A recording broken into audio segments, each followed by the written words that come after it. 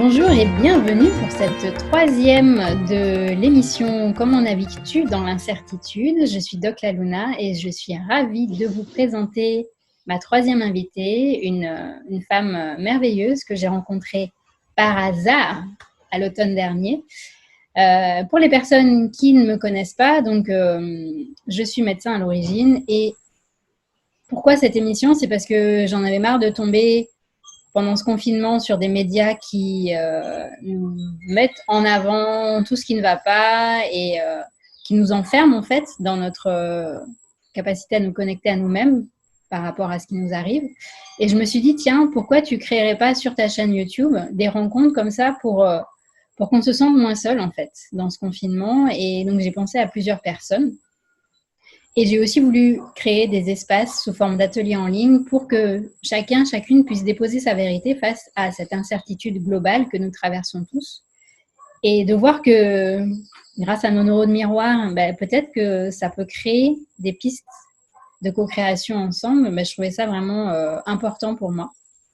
Donc voilà pourquoi nous sommes ici aujourd'hui.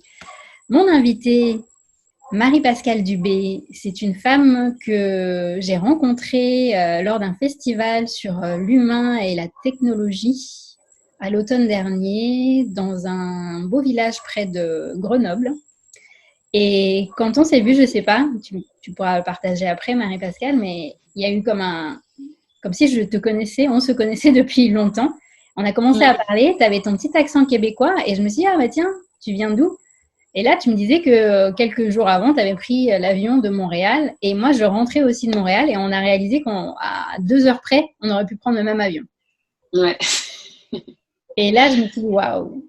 Et puis après, dans ce festival, moi, j'intervenais par rapport à la médecine intégrative. Et toi, tu nous as partagé une expérience à travers un documentaire que tu as réalisé auprès des autochtones du Québec. Et je te laisserai en parler juste après. Et donc voilà, je sais pas, il y a plein de choses qui sont mises à connecter dans ton parcours, dans ce que tu partageais, dans ce que tu dégageais aussi, parce que tu nous as proposé j'ai pas envie de dire spectacle, c'était pas un spectacle, c'était hyper intime, ce chant de gorge que tu nous as proposé et qui témoignait aussi de ce que tu avais vécu dans ton expérience de réalisatrice dans ton documentaire. Pendant 7 ans, tu as vécu dans ces contrées lointaines qu'on ne connaît pas trop, mais pourtant qui sont riches de sagesse. Et voilà, tout ça, aujourd'hui, quand on s'est recontacté pendant le confinement et qu'on a chacune partagé sur comment on traversait cette incertitude, je me suis dit, tiens, j'ai envie qu'on prenne ce temps, qu'on se filme pour partager autour de nous et que les personnes puissent voir que malgré nos parcours différents, il y a des choses qui nous réunissent. Et c'est peut-être la beauté aussi de ce confinement, quelque part. Donc, je te passe le micro. Qui es-tu, Marie-Pascale? Je suis Marie-Pascale Dubé. En effet, on l'entend un petit peu, je suis née donc à Montréal, au Québec, mais j'ai la double nationalité. Ma mère est franco-canadienne, née en France, d'une mère française. Enfin bref, j'ai 2 passeports, France, Canada, et je suis en France. Je vis en France depuis 2009 déjà. Et j'ai fait un grand parcours comme... J'en ai fait un film, Rouge-Gorge, qui suit mon parcours guidé par les chants de gorge inuit. Mais en fait, ces chants, pour moi, ils ont quelque chose de pas juste typiquement d'une tradition. Enfin, ils ont quelque chose de profondément humain. C'est des vibrations qui réveillent des endroits quand je le fais dans mon corps, de l'ordre de l'émotion, de l'essence, comme si ça me permettait aussi de dénouer, de créer des chemins vibratoires. C'est concret, c'est une respiration. Ce sont des vibrations que mon corps produit. C'est pas... c'est très concret comme connexion ou comme dénouement ou pour faire circuler certaines choses. Et plus j'ai appris ce chant auprès des Inuits, plus je me connectais, moi, à mon essence. Ça m'a ramené sur le chemin qui était le mien. J'ai fait du montage vidéo pendant plusieurs années. Je sentais bien que c'était pas mon endroit. Et j'étais aussi comédienne et c'est ce que je voulais faire, moi, être sur scène, partager directement, partager des histoires, partager des émotions. Et ce chant m'a amené, enfin c'est un chant, je ne sais même pas si je peux dire chant, comme tout à l'heure, tu ne savais pas si tu peux dire spectacle, c'est une pratique vocale, c'est un travail de la respiration, c'est finalement les mots que je peux dire comme comédienne comptent pas tant que ça. Ça dépend de la façon dont je les respire, dont je les expire, dont je les inspire. Et ça a vraiment modifié, ça a bouleversé mon rapport à mon métier. Après, je pense que comme pour beaucoup d'artistes ou beaucoup de gens, quand c'est ta passion, entre moi, ce que je suis et mon métier, c'est la même chose. Quoi. Je suis pas et femme et artiste. Je suis une femme artiste. Je suis plein de choses à la fois. Mais ça a bouleversé la façon de faire mon métier, d'écouter mes intuitions aussi, de me laisser guider. C'est un chant qui m'amène facilement un abandon. L'abandon qu'on peut rechercher parfois par la méditation, toutes sortes de pratiques, ça m'oblige à me laisser guider par ce qui est plus haut que moi ou plus... Il y a un moment donné où j'aime aller chercher cette sensation où j'ai l'impression que c'est le chant qui guide mes rythmes, mes sons. C'est plus moi qui les contrôle complètement. Et à la fois, comme c'est physique, eh ben, je pars pas très loin. Je peux toujours revenir si je le veux. Je peux... Et ça ouvre toutes mes ondes. C'est comme si ça ouvrait mes pores sensibles pour être réceptive à ce que les gens qui sont autour de moi envoient aussi. Donc, c'est un chant qui se fait traditionnellement à deux, mais quand je le fais maintenant toute seule, je m'ouvre à ceux qui sont en face, comme si je chantais avec le public ou quand on s'est rencontrés, vous étiez dans la salle, j'étais connectée à vous. Et c'est vrai que ça a développé, en tout cas, cette pratique à bouleverser ce rapport à l'émotion, à ce que je voulais vraiment faire, à ce que je suis. Et je repensais au fait qu'une des premières choses que j'ai apprises en allant voir les Inuits, c'est que Inuit, dans leur langue, l'Inuktitut, ça veut tout simplement dire être humain. Finalement, c'est vraiment quelque chose d'humain. Et j'ai pas vécu pendant les 7 années avec les Inuits. C'était des petits sauts de temps en temps avec eux. Mais à chaque fois, ça continuait de faire bouger mon cerveau, non seulement parce que j'apprenais des choses de l'histoire du Canada absolument horrifiantes, mais bouleversantes. Donc, plus de vérité, plus d'où je venais vraiment, mais moi, pas juste moi, Marie-Pascale, mais moi comme être humain, à quoi on appartient aussi. Et je me suis rendu compte que ce voyage, c'était aussi un prémisse pour maintenant les voyages que je suis en train de vivre, là, qui est un voyage sur place, mais sans doute les prochains voyages que je cherche à savoir ce qui nous unit plutôt que ce qui nous divise. Donc après, quel que soit ton métier ou la façon dont toi, tu es connecté à tes émotions, à ton intuition, on a chacun nos spécificités et je pense qu'il tant mieux parce qu'on a besoin de se compléter pour être une collectivité en forme.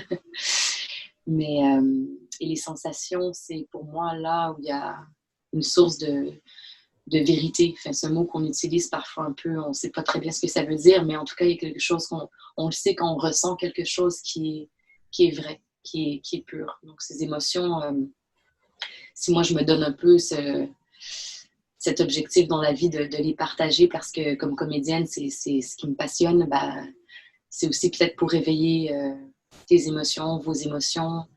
C'est là où je sens qu'il est ma place. Merci. Et justement, concernant ce fameux voyage intérieur qu'on est tous en train de vivre en ce moment,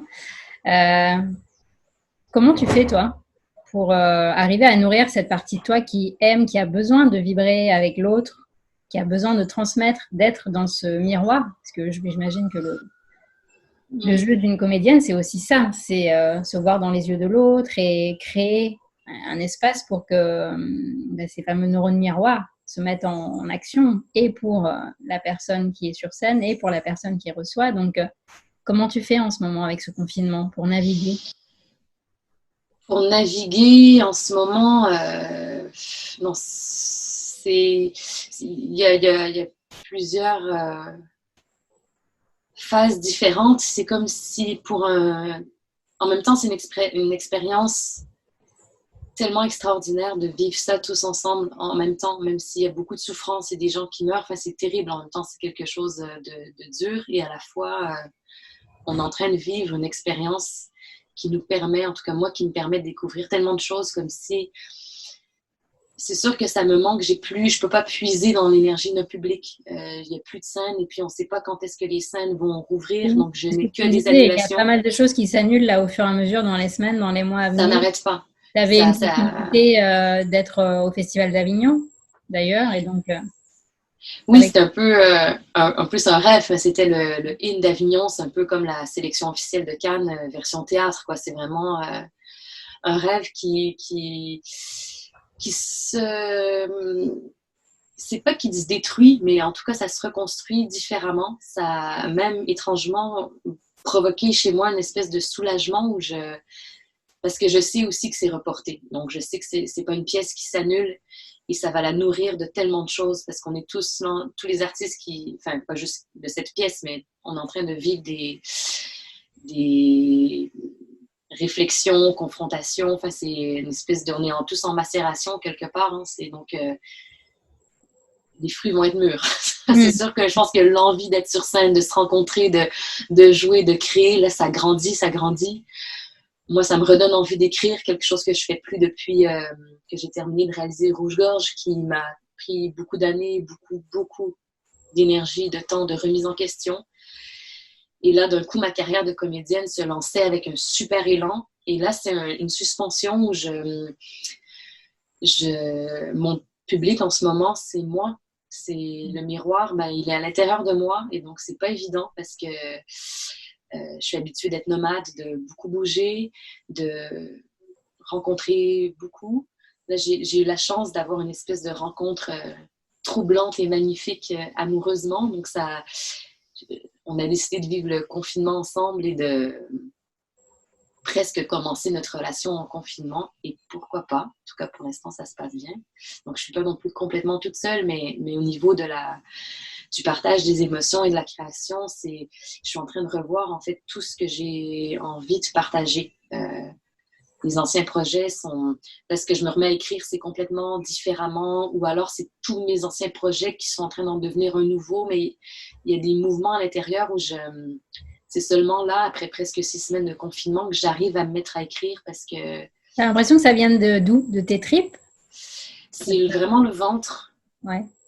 C'est le ventre, c'est comme si je sentais jusque-là qu'il y avait trop de mouvements, donc je ne savais plus ce que j'avais envie de dire, que ce que j'avais envie de partager me semblait vite vain, inutile ou tellement petit par rapport à la grandeur de ce qu'on est en train de traverser. Et qu'il fallait attendre de sentir que une urgence, ça j'ai vraiment envie de le dire. Et là, c'est en train de prendre forme. J'ai pas encore complètement l'histoire. C'est plus les intentions. Ça me vient par l'intention. Après, je verrai comment je vais l'incarner, dans quelle situation. Mais il y a des choses qui sont en train de naître. C'est le tout début. Je le sens dans le ventre. Mais après, ça dépend aussi. Ça me laisse le temps de laisser un peu bouger. Des fois, je le sens dans les mains quand je suis en train de réfléchir ou parce que là, elles deviennent plus moites ou froides ou j'ai beaucoup d'espace et de temps et ça m'était pas arrivé depuis un bon moment. Donc, c'est avant de repartager un public, ben, c'est un peu comme si la vie me disait, si toi, tu étais ton propre public, c'est quoi ton miroir? Qu'est-ce que, sans passer par les yeux des autres, pour que sans doute peut-être qu'il y ait plus de justesse face aux yeux des autres ou que la lumière dont je me sens investie soit encore plus forte pour jaillir là où elle doit agir, là où elle doit... C'est un temps imposé et ça fait du bien, un peu comme on disait, d'avoir une contrainte et une solidarité. C'est un milieu précaire aussi. J'ai beaucoup d'amis artistes où on ne sait jamais exactement quand on va travailler et pour combien de temps et là, on est tous dans le même bateau, on est tous en suspension. Il n'y a pas à être gêné de ne pas travailler en ce moment, de ne pas avoir de projet, parce que c'est toujours ce qu'on te demande. Toi, tu es sur quoi? C'est quoi ton prochain projet? Et là, il y a comme on est unis là-dedans, on est solidaires là-dedans. Après, je pense que ça va vraiment nous faire voir les choses différemment, mais pour l'instant, à part me créer moi-même ma propre routine, pour pas non plus me laisser juste à mes sensations. Enfin, c'est comme si c'était un équilibre très fin, très fragile à trouver entre me donner des espèces de petites obligations et en même temps écouter mes envies. essayer de comprendre quelle est la frontière entre les besoins et l'envie, les désirs, les rêves. Enfin, c'est des choses qui sont pas loin les unes des autres, mais même si de me sentir, là, on est dimanche, ben, j'ai pas mis de réveil, la semaine, je me mets un réveil, je fais mon yoga, j'écris un journal tous les jours. Et tu as besoin comme ça de repères pour te créer de ton repères, cadre. ouais. Là où avant, on pouvait être prise, on en discutait une fois, on est des deux voyageuses, donc on pouvait être prise dans les avions, dans les trains, Là, le fait d'être au même endroit tous les jours pour justement peut-être donner une direction à cette créativité, le fait d'avoir des repères stables, ça aide. Ça aide en fait, même si des fois faut presque se forcer, puis des fois je me dis mais pourquoi je me force à écrire un journal que personne va lire? Pour la première fois, j'écris quelque chose qui n'est pas voué à être un projet, qui est pas, c'est pas un dossier, c'est pas une demande de subvention, c'est pas nécessairement ni un film, ni une pièce, ni un monologue, c'est un journal que je serais peut-être toute seule à faire, mais pourquoi des fois j'ai pas nécessairement envie de le faire, mais en même temps ça me rassure, ça me fait du bien. Et c'est vrai que là, je peux plus ponctuer mes déplacements par des trains où c'est parfois le moment que je m'octroie pour partir dans mes pensées, en regardant les paysages défiler ou pour bouquiner. Donc là, en fait, je me rends compte que même des fois, je me mets un horaire lecture, même si c'est un livre que je lis pour le plaisir. Enfin, c'est comme si à la fois on naviguait dans des eaux complètement avec plein de nuances. C'est pas marqué, les contrastes sont tout doux. Et en même temps, du coup, c'est à nous de les dessiner, les contrastes, parce que on n'a pas trop de liberté. En même temps, on en a dans la façon dont on gère nos journées. Mais c'est vrai que bizarrement, j'ai jamais été aussi structurée. C'est-à-dire que déjà, je me couche tous les soirs au même endroit, ce qui m'arrive jamais. Je me réveille au même endroit. Et donc, je me couche à la même heure. Je mets mon réveil le matin, en semaine en tout cas, à la même heure. On mange de manière hyper équilibrée, on prend le temps de cuisiner. Moi qui suis une insomniaque, j'ai aucun problème d'insomnie depuis le début du confinement. Il y a une pression aussi qui est plus là. Enfin, il y a des inquiétudes qui viennent. Là, j'en ai pas eu cette semaine. Donc là, ça dépend vraiment des cycles. Comme on dit aussi, cette écoute des cycles.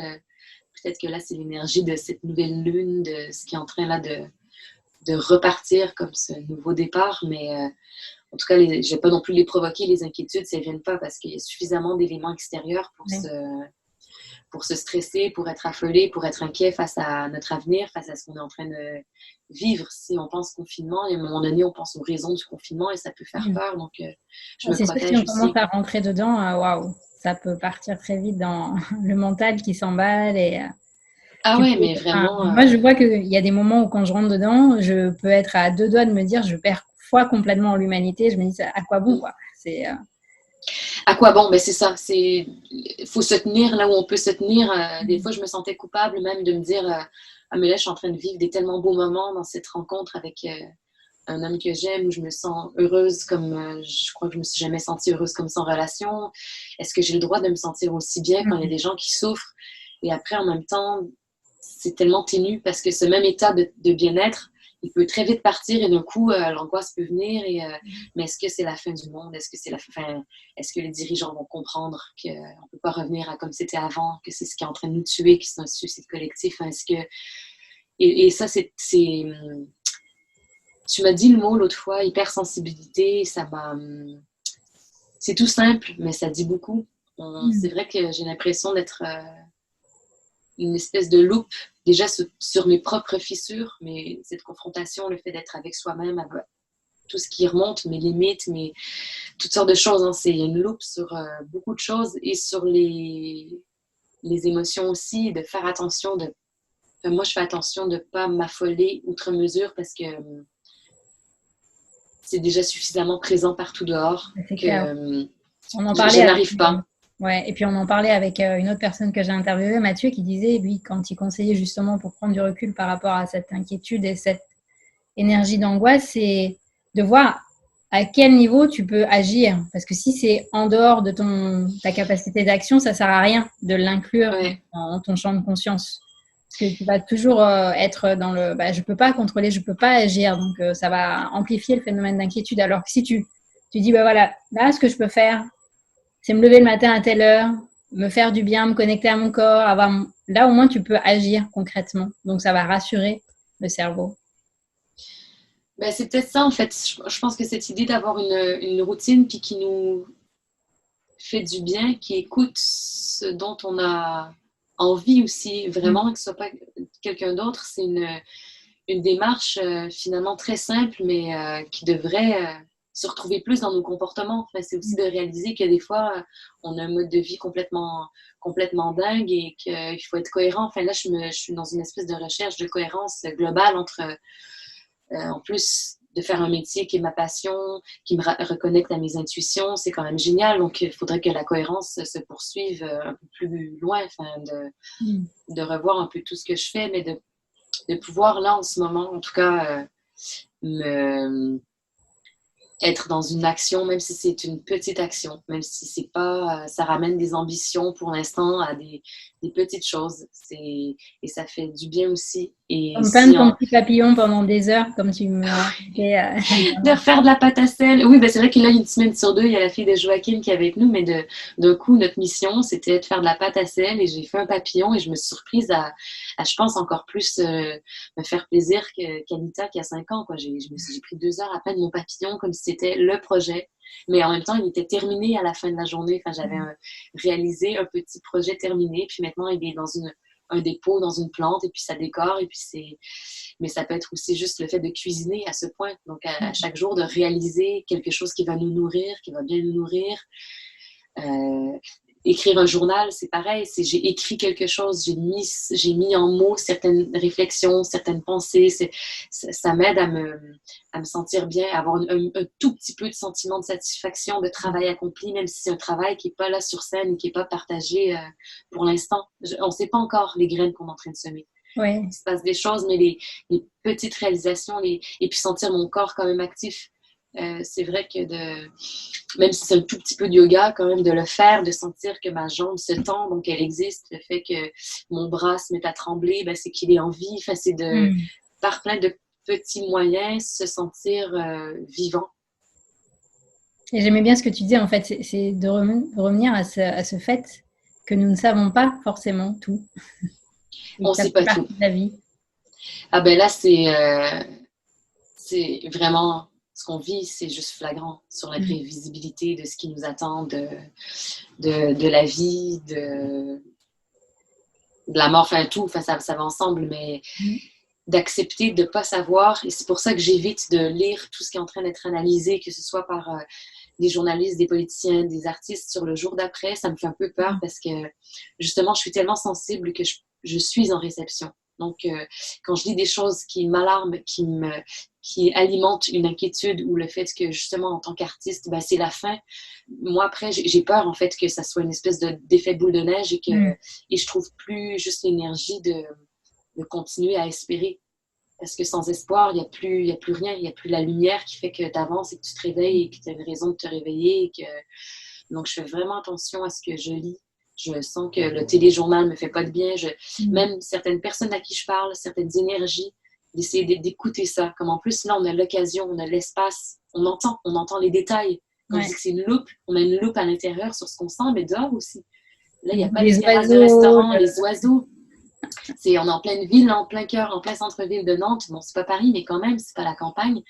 Et j'entends les oiseaux comme jamais je les ai entendus. Il y a ou la vie, mais du coup, on marche, puis j'entends quelqu'un qui répète son piano. Enfin, t'entends les gens exister, mais par certains détails qui fait que c'est pas enfoui dans une espèce de brouhaha qui fait que plus rien n'existe. Ouais. De cacophonie, ouais. C'est de voir, on voit mieux parce qu'il y a moins à voir aussi. Il y a moins de gens, il y a moins à entendre.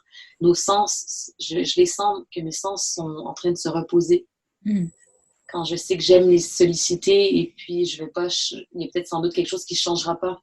Je crois pas que du jour au lendemain, je serai heureuse tous les jours de ma vie au milieu d'un champ.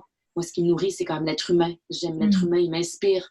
Je vais peut-être être parfois plus productive pour écrire si je suis sur une terrasse de café, à voir des gens vivre, se parler, que d'être complètement reculer de tout, mais de pouvoir entendre les détails et de se protéger, de laisser la place à ces sensations, que si... d'accepter ça, en fait, que c'est contre personne, mais en ce moment, je pense qu'on est en train de se rencontrer chacun. Et même au niveau mouvement social, de se regrouper comme artiste pour essayer de faire des revendications, pour moi, en ce moment, c'est pas le moment. C'est pas juste pour moi. Non, c'est pas, je suis pas dans une forme d'activisme, ni militantisme, ni... Je pense que pour être juste là-dedans, pour savoir comment éventuellement agir, il faut être juste avec soi. Enfin, c'est vraiment un temps là de... C'est quoi notre fruit à nous? Qu'est-ce qui est en train de mûrir? Qu'est-ce qui est en train d'être planté? Ça va être quoi c'est quoi ce jardin que là, la vie nous permet de nourrir? C'est intéressant ce que tu dis parce que ça nous invite à chacun à aller à l'intérieur de soi et voir ce qui est juste pour soi. C'est pas parce que toi, tu vis ça comme ça qu'il faut que tout le monde fasse comme ça, en fait. C'est ça. Ah ben non. Vraiment aller sonder à l'intérieur ce qui est juste, vraiment authentique, qui va faire que quand tu vas l'amener à l'extérieur, c'est juste pour toi et tu ne seras pas en perte d'énergie, en désaccord avec la vie, mais tu seras dans quelque chose d'aligné. Ouais. Oui, c'est ça. C'est pour ça. De soi, puis tout ce qui peut me ramener dans quelque chose qui me brouille ou qui m'amène des énergies trop négatives, c'est pas le moment. C'est quand même compliqué, un confinement pour plusieurs raisons, même si c'est beau pour plusieurs autres raisons. C'est des découvertes très belles, très, très justes. Et de là où on est dans notre vie, de là où on en est, c'est pourquoi en ce moment je suis ici à Nantes. Qu'est-ce qui m'a amenée ici? Qu'est-ce que je veux? Qui je suis? Enfin, si je suis juste là-dedans, la suite du chemin sera aussi plus juste. Donc, à part inviter les gens à écouter ce qui sont eux, peut-être que pour certaines personnes, moi je sais que j'ai une amie, elle regarde le téléjournal à chaque jour, elle a besoin de lire sur tout ce qui est prévu pour le jour d'après, pour se préparer, parce qu'elle a besoin de se préparer, de faire des plans stratégiques, ou peut-être qu'elle, ça la rassure en fait, de lire des mots. Moi je sais que ça m'affole, sauf certains mots que je vais choisir avec beaucoup de précaution. Et si je commence à écouter ou à lire et que ça m'amène à un endroit où je ne suis pas capable en ce moment d'aller, c'est pas par naïveté, au contraire, c'est par l'acuité d'être vif par rapport à ce qu'on ressent. Ouais, c'est de la lucidité. Changer. Hein? Pour moi, c'est une forme de lucidité. Je sais que ça va me faire du bien, je sais que ça va pas me faire du bien, donc je choisis. Oui, c'est vrai, oui, c'est ça. C'est de ne pas s'obliger à lire parce qu'on t'a dit qu'il fallait lire. C'est de rester lucide par rapport, encore une fois, à soi, mais à un soi pour être mieux avec l'autre. Si la personne cette parole-là peut me faire du bien parce qu'elle est porteuse d'un bon sens qui, moi, me fait du bien, ou d'une lueur dont moi, j'ai besoin, je crois qu'il ne faut pas là s'empêcher d'aller vers des endroits qui peuvent nourrir Enfin, pour moi, c'est vraiment au niveau de l'espoir. De nourrir, de finalement être optimiste, déjà par plusieurs expériences dans ma vie avant, et là, je le constate encore, l'optimisme, c'est pas de la naïveté, au contraire, c'est un travail. Peut-être qu'il y en a qui sont plus à même de ressentir et de diffuser une joie de vivre, mais n'empêche que si j'ai plus cette facilité, il faut quand même la nourrir, parce qu'il y a beaucoup d'épreuves dans une vie, quelle que soit la vie de qui que ce soit, et que pour moi, c'est de diffuser, d'émaner, de trouver cette lumière-là, il n'y a pas de mauvais chemin, mais de rester lucide. C'est pas la lumière n'est pas la même pour tout le monde. Mais, merci. C'est vrai que je fais... Voilà. On pourrait continuer à parler. Je te laisse entraîner et je bois tes paroles, mais pour terminer notre petit échange comme ça entre Nantes et Pointe-à-Pitre, est-ce que tu aurais un conseil à proposer aux personnes qui nous écoutent? Parce que tu as quand même pas mal de liens, non, sur Internet, de tes œuvres, de tes créations. Qu'est-ce que tu conseillerais aux personnes d'aller voir pour se nourrir de cette créativité que tu explores depuis des années et des années? Parce que je pense que le film, ton documentaire, il n'est pas encore sorti. Tu avais commencé les tournées. Oui, j'avais commencé les tournées, il vit en festival, donc bien sûr, on peut aller le présenter dans tous les festivals et des projections spéciales dans tous les cinémas, hein, dans tous les cinémas possibles. Puis quand je peux me déplacer pour aller le présenter, enfin, je le fais à chaque fois avec le plus grand plaisir. C'est important pour moi de l'accompagner et de faire sortir un peu les vibrations de l'écran. Mais c'est vrai que pour l'instant, ce qu'on peut trouver en ligne, c'est la bande-annonce du film qui laisse déjà un peu à voir et entendre la vidéo. Voilà, les couleurs et les couleurs visuelles et sonores de ce que ça peut être déjà pour peut-être ouvrir certaines choses. Et s'il y a des intérêts pour voir le film, ben, vous pouvez toujours me contacter. C'est des choses qui s'organisent pour l'instant. Voilà, il devait y avoir un nouveau début ou une suite de cette petite tournée de mon film au mois de mars avec l'avant-première à Paris. Où on a invité aussi des professionnels, un peu tout ça. Et là, évidemment, toutes les projections ont été annulées et reportées. Mais pour l'instant, je suis un peu toute seule avec mon producteur à faire vivre mon film. Donc, ça va être de voir comment ce rouge-gorge peut prendre son envol par toutes sortes de moyens. Et sinon, c'est vrai que par rapport à tout ce qui est chant de gorge, performance, ou je ne sais pas encore comment le nommer, prière sonore, c'est quelque chose de très intime et pour le moment, en tout cas, je ne le sens pas encore de le mettre en ligne non plus. C'est quelque chose qui se partage en direct. Mais il y a aussi un documentaire sonore, un podcast sur France Culture qui a été réalisé quand je venais de rentrer d'Igloolik dans le Grand Nord, qui est en ligne. Donc, ça, on peut aussi l'entendre pour un peu voyager avec moi, mais juste par... j'aime bien l'audio aussi, le son. Oui. On peut faire... en faisant la sieste, fermant les yeux pour vraiment faire un voyage de l'intérieur. En tout cas, je sais qu'en ce moment, moi, tout ce qui est radio, l'audio, la musique, ça me fait du bien. Donc, si vous avez envie que je vous raconte mon parcours et que je vous chante aussi des choses dans le creux de votre oreille, il y a le podcast Au-dessus des têtes sur France Culture qui est en ligne. Et la bande-annonce de mon film, ça peut déjà donner un peu à voir et entendre de ces vibrations, mais qui continuent de grandir. Elles sont de moins en moins inuites traditionnelles, mais de plus en plus inuites mon humain, à moi, Marie-Pascale. Oui, être humain.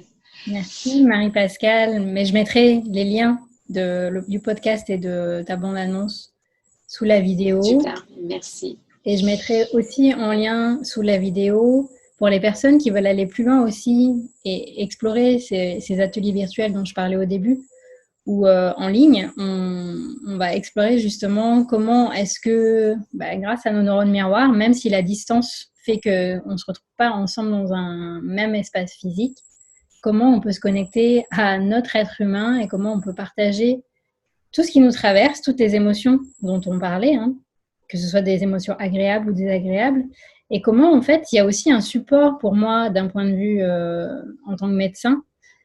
Notre physiologie, elle est en train de changer, je pense, avec ce confinement. Là où pendant presque un siècle, on parlait vraiment de la physiologie du stress, quand on est en guerre, par exemple, ou la physiologie de la récupération, c'était vraiment binaire. Aujourd'hui, avec tout ce qu'on commence à comprendre avec les neurosciences et la médecine intégrative, mais je pense que c'est pas tout noir ou blanc et qu'il y a plusieurs intermédiaires possibles et que même si on est dans une forme de stress, mais un stress assez nouveau, qui est l'incertitude avant tout, à part dans certains pays ou certaines personnes qui sont touchées mortellement par le Covid, en fait, on n'a pas de danger de mort immédiat. Pourtant, on a des parties de notre cerveau qui réagissent un peu comme s'il y avait ce danger de mort. Et à côté, on en a parlé aussi, il y a des moments de suspension où on a l'impression que le temps s'allonge, que notre physiologie devient hyper fine, justement ces sens qui se démultiplient. Et en fait, pour moi, c'est vraiment une physiologie de la résilience qui est en train de s'installer.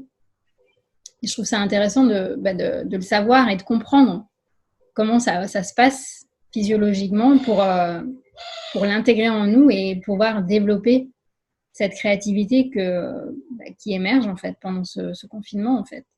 Donc voilà. C'est fascinant, c'est super intéressant ce que tu dis. J'ai envie de savoir. C'est hyper intéressant de se dire qu'on change physiologiquement. Ouais, moi j'en suis persuadée et je suis des blogs comme ça de chercheurs, de médecins ou de scientifiques qui ont un pied à la fois dans, on va dire, la médecine classique et dans les sagesses anciennes. Et puis tout ce qu'on lit aussi sur la physique quantique, nous sommes en train de créer une nouvelle réalité en ce moment. Plus nous sommes nombreux à vibrer dans cette nouvelle réalité, plus elle va se manifester dans la matière. Et pour moi, ça passe par des petites choses comme tenir son petit journal, comme tu disais, ou prendre soin de soi déjà. C'est juste énorme. On ne se rend pas compte que ça a un impact pour la planète de prendre soin de soi. Ben ça, c'est peut-être un truc, c'est vrai à dire en fait, que si tu émanes une énergie dans laquelle tu es bien, tu fais du bien autour, même si tu es dans ta chambre et que personne ne te voit. Ça, moi, je n'y avais jamais pensé. J'ai entendu ça pour la première fois là, en confinement. Justement, quand je veux dire aux gens d'aller vers ce qui les intéresse, c'est enfin, on a l'occasion de pouvoir, enfin pour la plupart, hein, sauf ceux qui font du télétravail avec des enfants partout, mais pour la plupart, dès que vous le pouvez, d'aller vers ce qui vous intéresse. Enfin, tu peux, là, si tu as envie de lire ça, d'entendre ça, de regarder ça, tu le fais, d'essayer de voir où ton intuition te mène dans cet espace confiné, donc dans un petit espace.